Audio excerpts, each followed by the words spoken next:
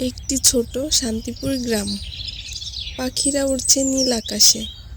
কে যেন দাঁড়িয়ে কথা বলছে কারো সঙ্গে। আবার কেউ হাঁটছে গ্রামের রাস্তা ধরে। সব কিছুই যেন স্বপ্নের মতো সুন্দর।